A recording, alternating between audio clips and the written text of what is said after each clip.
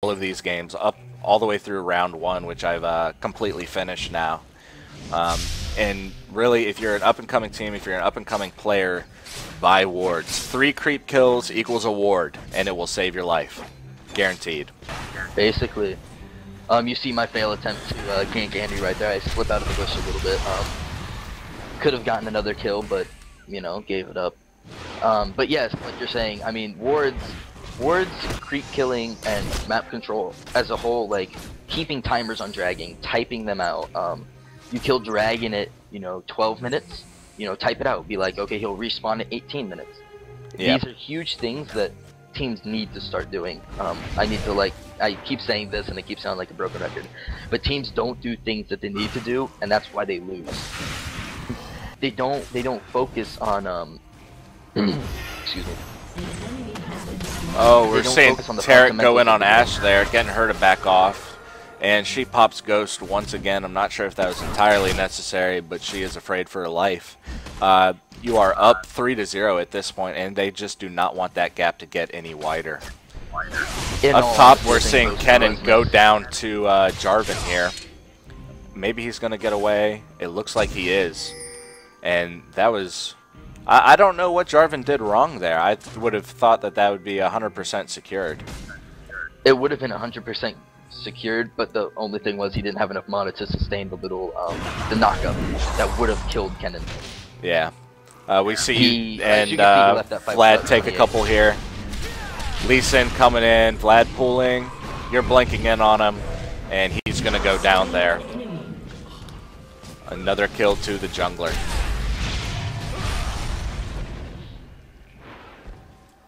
But as I was saying, people just don't focus on the fundamentals like last hitting. I actually talked to Wells the other day, or the Iceman is what he changed his name to, and he said after me and Sports' first team broke up, he was like, yeah, I went in custom games against bots, and I focused on last hitting.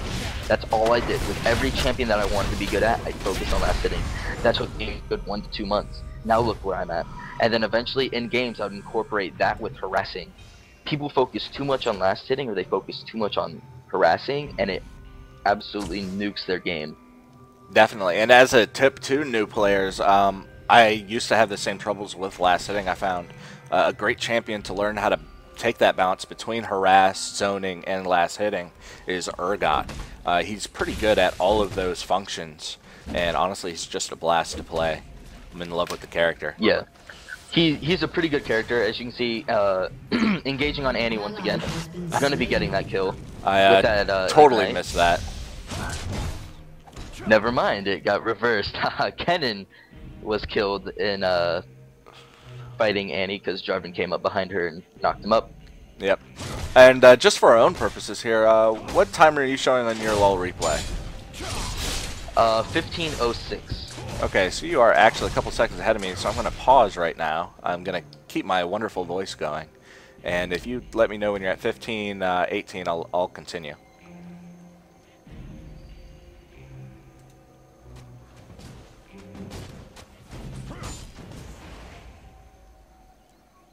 Well, I seem to have continued accidentally. Where are you at right now?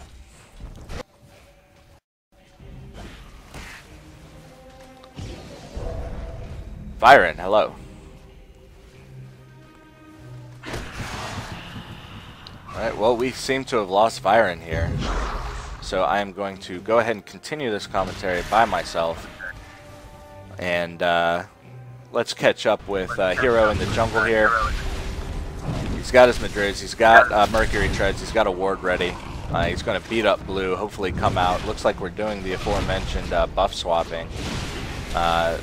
And Byron probably going to pick it up here. Yep, blinks over, picks it up, takes care of that last minion, and he's going to be ultimately sustainable in mid for a long, long time. You see Kennen and Annie going at it up here at top. Let's take a look at their items really quick and just see who's been farming better. Kennen is farming better than Annie, and with those 2 kills plus an assist, I'm sorry, plus a death. That's definitely a lot better than Annie's 2 deaths and 1 kill. Gonna give him the gold advantage there. He's got a needlessly large rod while Annie is stuck on her blasting wand. And that is just an amazing amount of damage being put out and being taken care of. Down here on bottom we see a CV come up that's going to reveal Jarvan's position. That's a pretty good hint to get D-Elite and Love Shard to back off. And Jarvan is going to be waiting there a couple of seconds at least for a gank that's just not going to happen. See him come out of the bush there, take down a couple of creeps. And more trading back and forth between Hero and Korean in the middle. This is allowing BYN to roll down here, and while they're pushing this tower, I think they have 3-2. BYN's probably going to come flashing out, blinking out with his abilities to really turn the tide. Yep, we see it happen right here. Jarvan is there, and he's going to take an Ashe arrow, a Jarvan ult. He's going to keep going. He allows Love Shard to pick up that kill, but he dies himself. And we see D-Elite and Love Shard moving away. A 1-for-1 trade with 2 assists on both sides. Works pretty well. I think Little Voice is being a little too aggressive here without Ashe support. But Ashe comes in. She gets the last hit off there. And we just saw a really, really large turnaround here. It is now 5-4, just barely in favor of Team MOZ.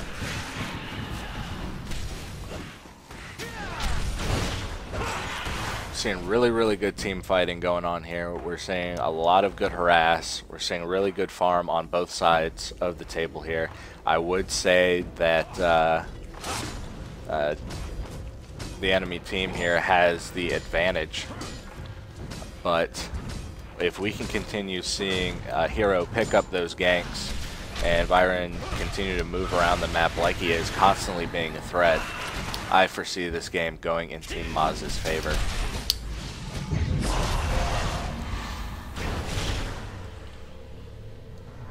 Your turret has been destroyed. Okay, we just saw a ping go up here on top. We just lost bottom tower, and they want to make sure that Annie does not push to the tower and start taking that down as well. That'll force everybody to rush mid to defend, and as we all know, a lot of the times it is better to be on the offensive than the defensive. Annie backs off ahead of BYN. We could probably surmise that they have a ward up here near the top lane. That's the only foreseeable reason, other than exceptionally good map control or map awareness, that she would back off.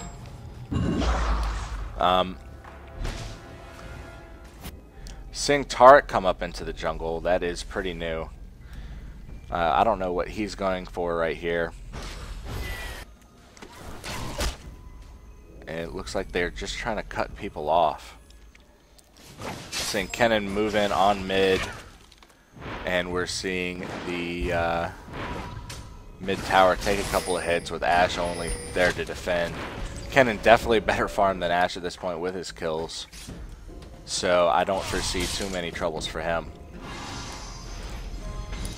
Taric and Vayne are saying, let's pay attention to this bottom lane down here. Jarvan and Sona can make life hell, but they are pretty confident in their pushing ability, again due to that ward up there.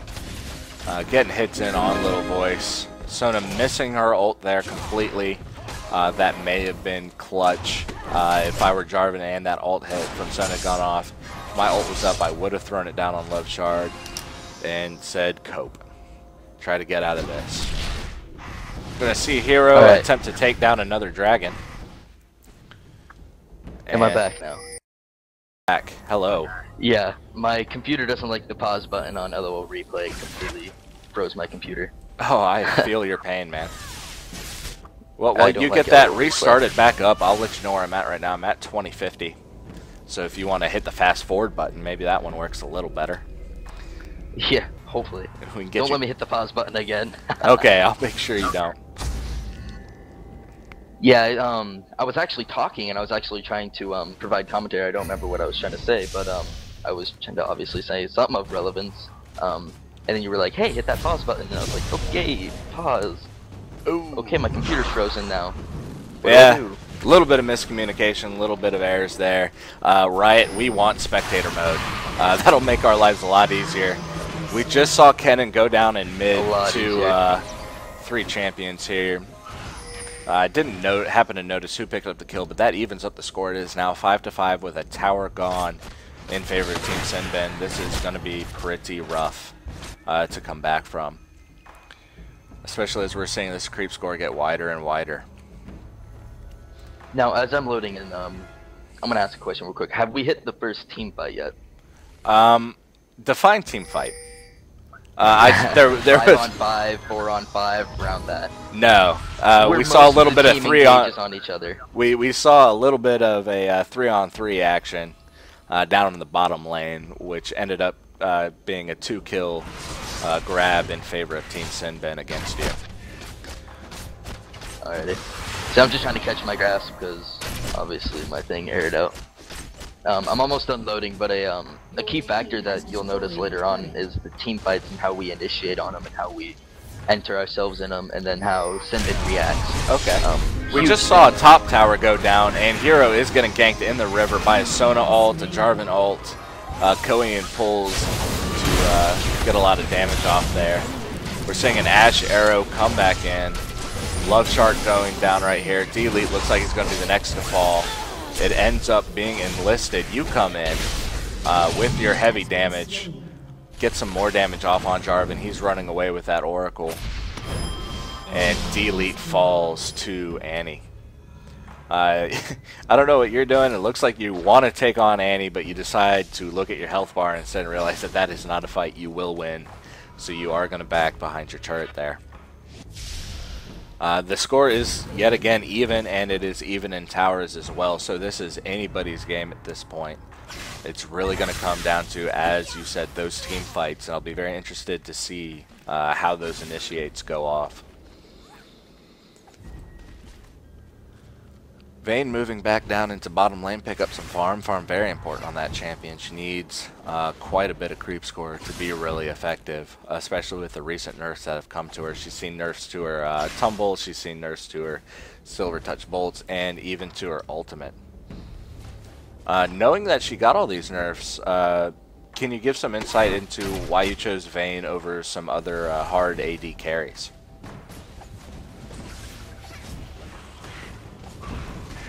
And it seems that we have lost Byron again, which is unfortunate. No, am I here? You are here. Alright. I accidentally hit the pause button as I was slowing down my replay. Oh boy. No, it was more of a choice of selection. We just saw someone go down in mid here, and it looks like Team Sinbin are pushing on your middle tower with all of their might. It's just you and Hero defending it. And it goes down. So that's bottom and middle turret down in favor of Team Sinbin, and they picked up a kill off of it. It looks like you know that they're going to be heading to Dragon here, so you're all kind of posting up around Dragon. I know you and Hero have abilities that can jump through that wall, but they realize that you are present and they back off.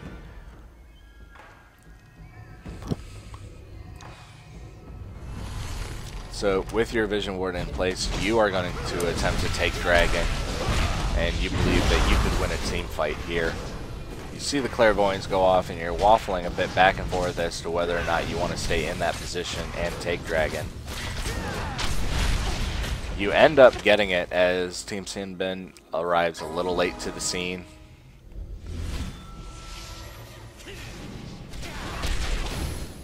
And we're going to see Lee Sin pick up red here, although knowing the tactics, he's going to give it to Vayne, who is absolutely devastating with a red buff.